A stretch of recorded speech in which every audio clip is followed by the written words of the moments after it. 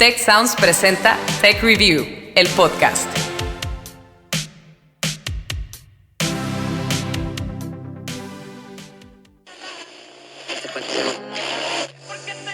Nuevo León, la capital industrial del país, se está quedando sin agua. Durante 2021, más de 60 colonias del municipio de Guadalajara sufrieron por la falta del servicio cotidiano de agua en sus hogares, negocios y escuelas. En otros temas, a partir del 4 de enero se va a realizar un corte de agua en 13 de las 16 delegaciones aquí en la Ciudad de México. Debido a los trabajos de mantenimiento del sistema Cutzamala, habrá desabasto de agua en más de 400 colonias. Híjole, así que si usted puede, váyase de una vez. ¿Les parece familiar esta situación?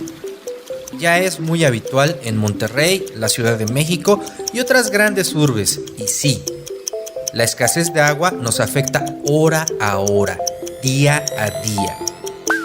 ¿Qué podemos hacer las personas de a pie, como ustedes, como yo, y qué debemos exigirle a las autoridades para que no nos falte el recurso vital? De eso hablaremos en este episodio de Tech Review, el podcast, historias para mentes curiosas.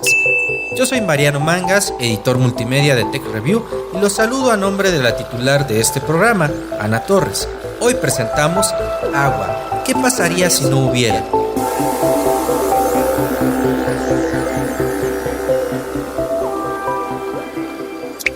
Simplemente no hay vida.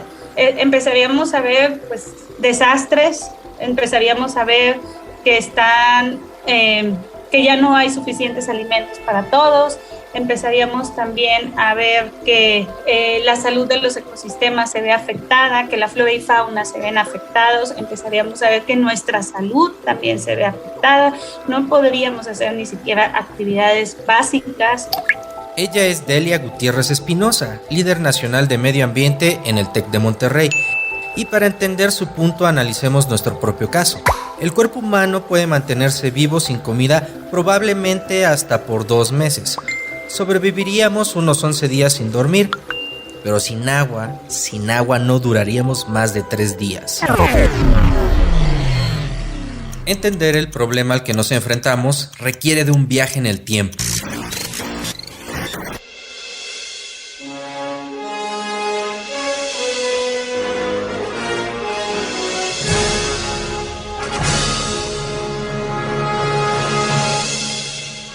Marty, lamento decirte que estás aquí varado. No, varado aquí. Sí. No puedo quedarme aquí. Tengo una vida en 1985. Tengo una novia. ¿Es bonita? Bueno, en esta ocasión solo volvemos a nuestras clases de primaria. ¿Se acuerdan de lo que nos enseñaron entonces sobre la Tierra? Que técnicamente aquí el agua es muy, pero muy abundante. No por nada lo llamamos el planeta azul, donde 3/4 de la superficie están ocupados por agua. ¿Y por qué rayos decimos que el agua se está acabando? Jürgen Malneck, profesor, investigador y coordinador del Grupo de Investigación en Ciencia y Tecnología del Agua en el TEC de Monterrey, nos da una pista. Unos 2.5% de todo el agua que existe en el planeta es agua dulce y el resto es agua del mar. De esta pequeña fracción, 2/3 partes están en los glaciares, están como hielo en los glaciares, entonces no están disponibles. Y el resto, pues están en su mayoría en los acuíferos y después en los lagos y luego en los ríos. Para visualizar estas cantidades les sugiero que imaginemos que toda el agua del mundo cabe en un tinaco de azotea de 1000 litros. ¿Qué tanto de ese tinaco creen que podríamos usar los seres humanos? Aquí les va el dato. El agua disponible equivaldría únicamente a 250 mililitros, o sea, una taza de todo ese tinaco.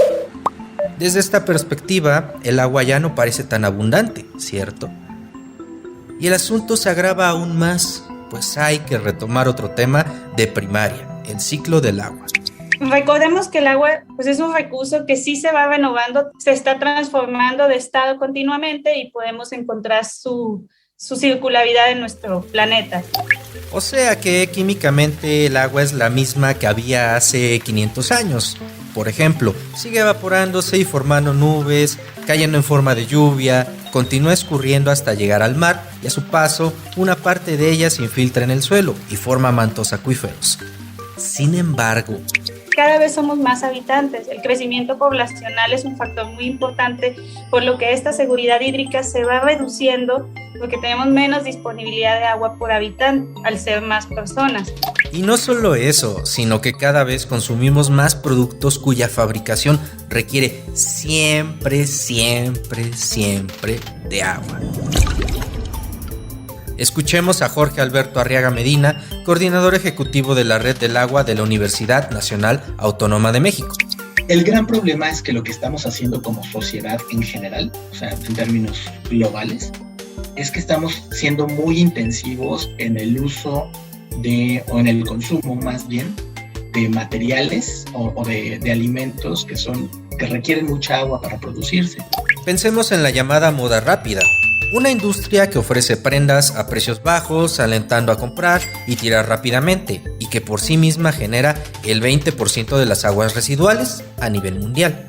Habla Carla Moreno, especialista independiente en relaciones públicas y cultura del agua. El agua virtual o la huella hídrica es muy importante. Para producir la blusa que yo traigo puesta el día de hoy, se necesitaron muchos litros de agua para elaborarla. Y fabricar los jeans que estoy usando requirió 7.500 litros de agua. Es larguísima la lista de productos que duran muy poco y que utilizan procesos industriales nada eficientes con el agua. Que si el nuevo celular, los platos desechables, incluso la comida que, aceptémoslo, se nos echa a perder. Estamos consumiendo más del 15% de carnes que consumíamos antes, más del 16% de huevo que consumíamos antes, y el más preocupante, estamos consumiendo 204% más de bebidas de las que consumíamos antes. Lo peor es que ninguno de estos productos refleja el verdadero valor del agua en su precio. ¿Por qué? Porque el agua es invaluable. O como dice Jorge Alberto Arriaga, tiene un valor múltiple. Cada quien le asigna un valor de acuerdo a su propia circunstancia. Por ejemplo, tiene un valor cultural. Por ejemplo, en lo económico, pues vemos que tiene las tarifas, los subsidios, las transferencias. Son un claro ejemplo de que el agua también tiene un valor económico y tiene un valor ecosistémico. Ya dijimos también que tiene un valor productivo, ¿no? De él depende la energía, la producción de energía, de alimentos, el turismo, los servicios, etcétera. Y por supuesto no podemos dejar de lado que tiene un valor social.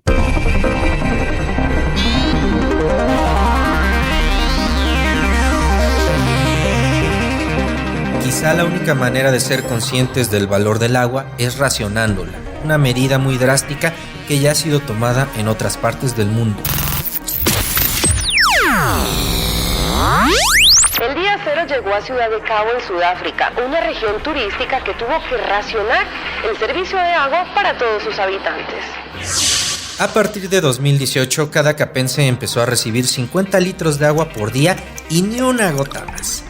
Fíjense bien, esa cantidad es igual a 2 garrafones y medio que sí o sí le tienen que alcanzar a la persona para bañarse, cocinar, lavar, cepillarse los dientes, mañana, tarde y noche, jalarle al WC, todo, repito, con solo 2 garrafones y medio.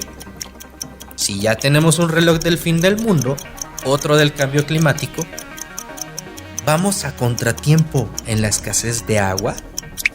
Muchas veces no nos damos cuenta de lo que tenemos hasta que lo pierdas. Aquí en el estado de Nuevo León, después de 21 años que teníamos 24/7 el agua, ahora tenemos ya casi un mes y medio que empezaron los recortes de agua. En ese momento, tú empiezas a valorar el recurso. Y en este ejercicio de reflexión es muy útil saber qué tanto cuesta hacer llegar el agua a cada llave de cada localidad. Quédense para descubrirlo tras la pausa.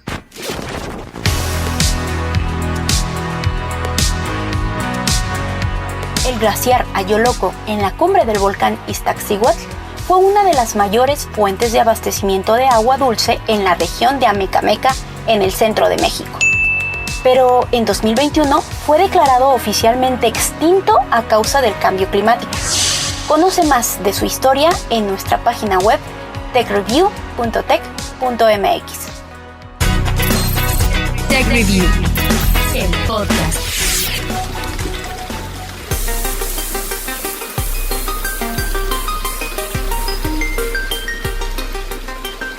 Para muchos de nosotros tener agua es tan fácil como abrir la llave, pero ¿de dónde viene ese líquido al que estamos tan acostumbrados? Jürgen Malneck menciona que el origen del agua que consumimos es variable en cada localidad y a veces esta tiene que viajar cientos de kilómetros. Revisemos, por ejemplo, lo que sucede en los 3 sitios más poblados de México. En el Valle de México, un promedio de 60% proviene de los acuíferos de la propia cuenca y el 17% de las aguas viene de agua superficial, como son los manantiales y ríos, etc. Y el restante se importa de otras cuencas.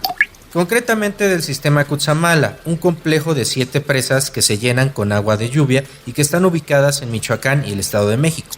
En el caso de Monterrey, el 60% proviene del agua superficial de las presas y el 40% proviene de los acuíferos. En Guadalajara la situación es similar, se extrae el agua subterránea de pozos profundos en la ciudad y el agua superficial viene del agua de Chapala. Obtener dicho recurso, encauzarlo, almacenarlo y distribuirlo es lo que verdaderamente pagamos a través de los recibos del agua. Carla Moreno nos da más detalles al respecto. El agua es de todos los mexicanos, el agua es un derecho que tenemos según el artículo 4 constitucional. Los organismos operadores y las juntas de municipales en cada uno de los estados son los encargados de dar este recurso, pero ellos son solamente un servicio de distribución y de recolección. No te cobran el agua es de todos los mexicanos. En algunos lugares las respectivas tarifas están diseñadas para cubrir el costo total del servicio, pero existen otros donde solo se recupera una fracción. Él es Jorge Alberto Arriaga. Por ejemplo, en tarifas de pesos por metro cúbico, o sea, 1,000 litros que nos lleguen a nuestra casa, en la Ciudad de México estamos, estos 1,000 litros de agua cuestan entre 14 y 15 pesos. Pero de esos 14 o 15 pesos, entre 4 y 5 es lo que nosotros, 4 o 5 pesos es lo que realmente nosotros pagamos. Los otros 10 u 11 vienen por subsidios.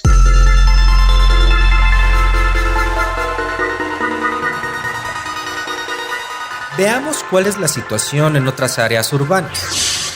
En Los Ángeles, California, donde se vive una escasez hídrica muy similar a la Ciudad de México, el costo por 1,000 litros de agua corresponde a unos 60 pesos.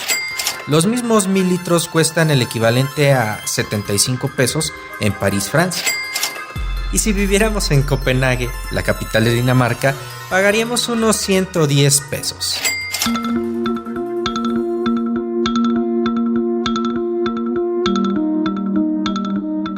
Al final del día, la crisis del agua en México tiene que ver con la cantidad de líquido disponible, sí, también con lo que nos cuesta, pero sobre todo, tiene que ver con la forma en que se reparte.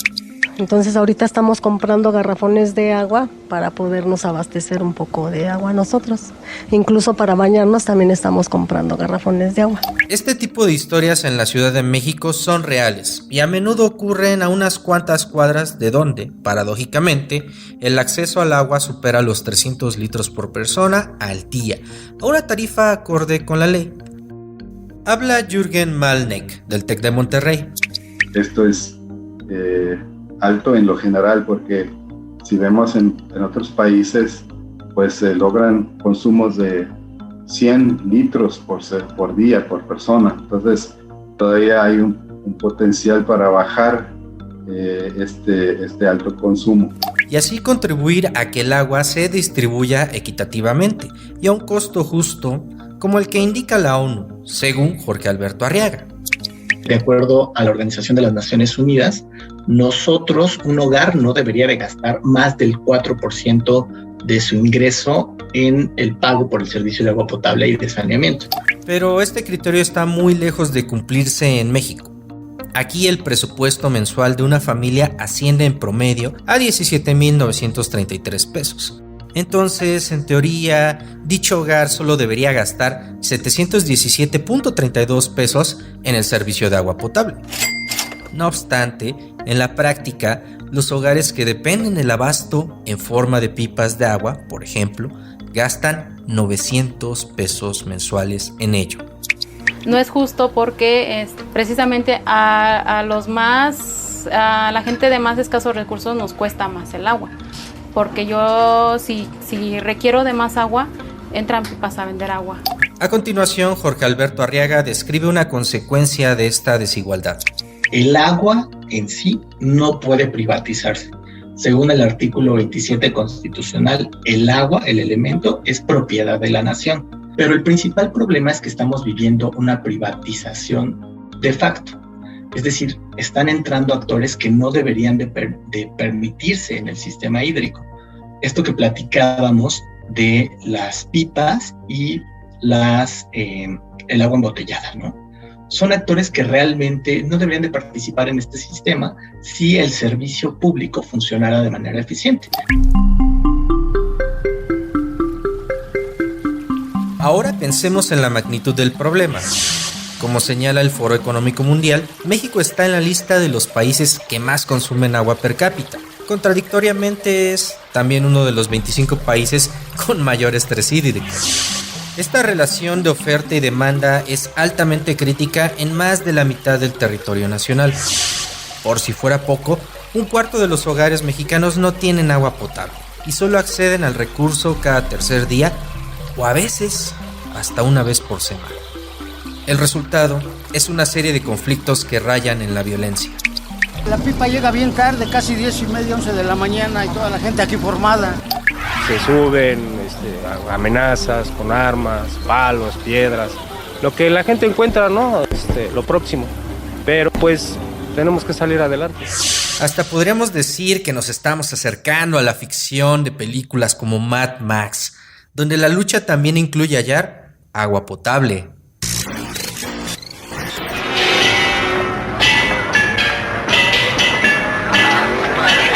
¡No tiene conservadores!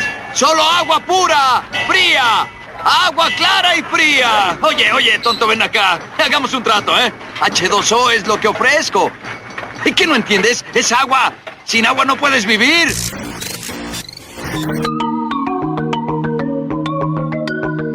El riesgo es para todos, especialmente en un contexto de cambio climático. Escuchemos de nuevo a Delia Gutiérrez Espinosa, líder nacional de medio ambiente del TEC de Monterrey. Estamos viendo fenómenos naturales que anteriormente deberían de ser pues con una cierta frecuencia y una cierta intensidad, y ahora los vemos pues en diferentes frecuencias y más intensos, como inundaciones, huracanes, sequías, incendios, y eso está afectando al ciclo natural del agua. ¿Cómo podemos evitar un destino postapocalíptico por falta de agua? Acompáñenme a una pausa y volvemos con la respuesta.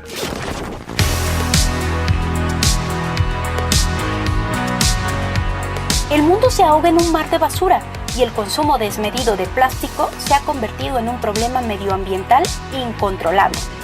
¿Qué alternativas ecológicas presentan los investigadores y emprendedores? Entérate de esto en nuestro episodio número 8 de Tech Review, el podcast. Alto al plástico.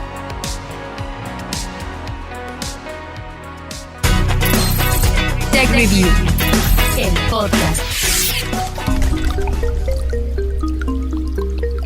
Gracias por permanecer en Tech Review, el podcast.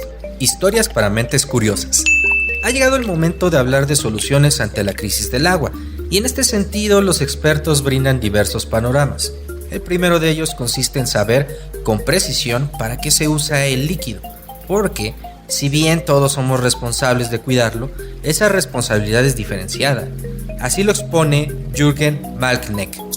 En México tenemos que del total del agua que se usa, el 76% es en la agricultura, el 14% se usa en las ciudades para el abastecimiento urbano y el 5% para la industria autoabastecida.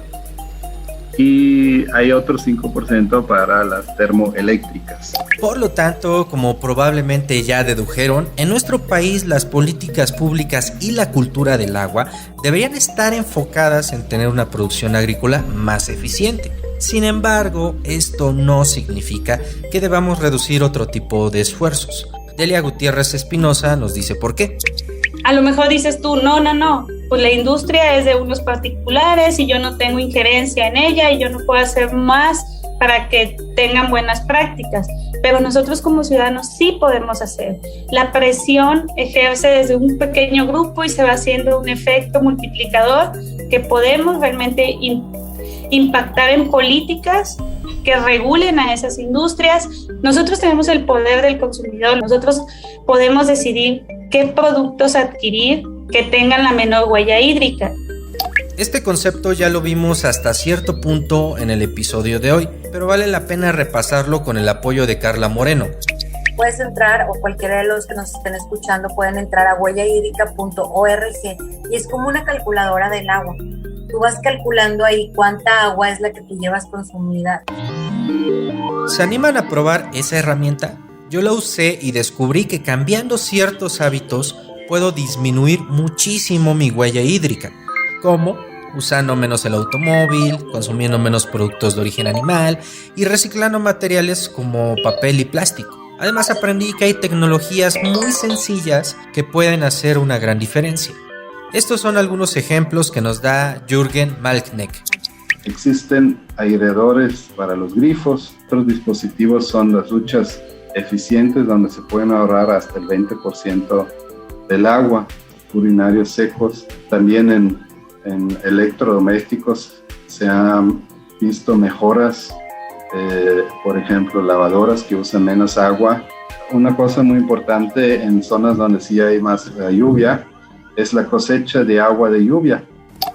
Pero ninguna de ellas funciona sola ni por arte de magia, sino que requieren de un cambio de conducta.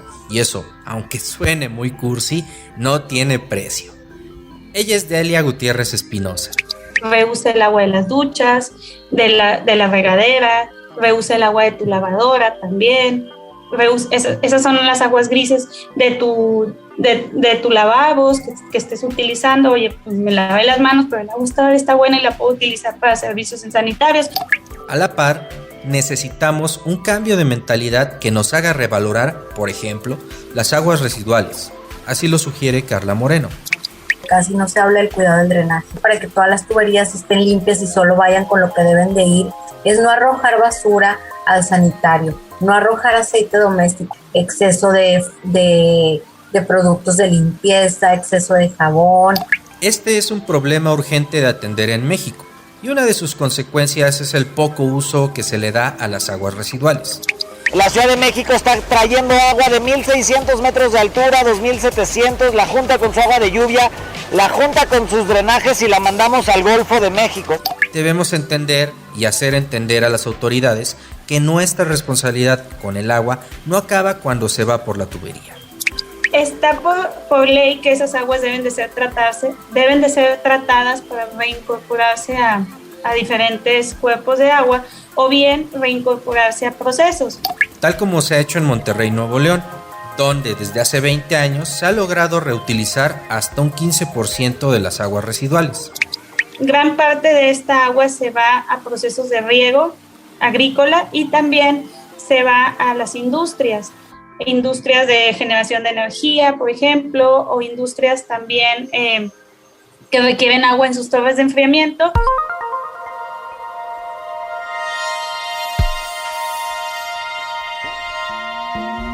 En conclusión, el futuro del agua sí está en nuestras manos. Hay que ser conscientes de que la escasez no se resolverá con pozos más profundos, que conllevan el peligro de hundimientos en las ciudades. La salida tampoco es traer de más lejos el recurso hídrico, porque no es justo para las comunidades locales que también dependen de él. Y alternativas como la desalinización del agua del mar son tecnológica y económicamente inviables en este momento. El único camino es cuidar el agua que ya está disponible. Nosotros como ciudadanos tenemos el derecho, la obligación de participar en estas como observadores, pero también ejercer esta presión de que podemos impulsar realmente esa necesidad de que haya esa supervisión en esos procesos y que estén ejerciendo las leyes de la manera más correcta posible. Tenemos que reivindicar el papel del agua. Que el agua es el motor del desarrollo. Exigir que los gobiernos planifiquen e inviertan en infraestructura hidráulica. Un 40% en las ciudades, un 40% del agua que se pierde en las tuberías, en las fugas, a través de fugas. Y participar en la protección de los ecosistemas naturales. Porque a través de ellos podemos garantizar de tener agua a futuro. ¿Qué dicen ustedes? ¿Están listos para recuperar y cuidar nuestra agua?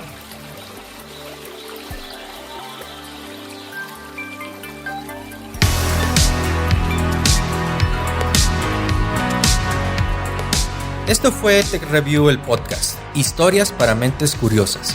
Un espacio de Tech Sounds donde nuestro objetivo es fomentar una cultura del conocimiento, por supuesto, de la mano de los expertos. Y también es el primer capítulo que los acompaño.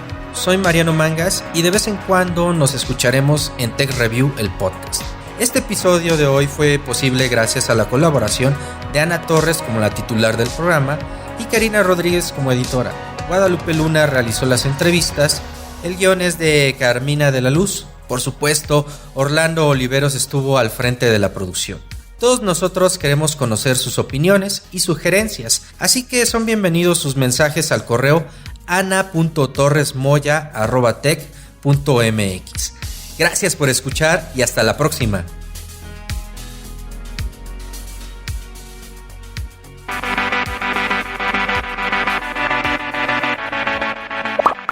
Recuerda contarnos qué opinas de este episodio usando el hashtag TechReview, el podcast, en nuestras redes sociales. TechReview MX en Facebook y @TechReview en Twitter.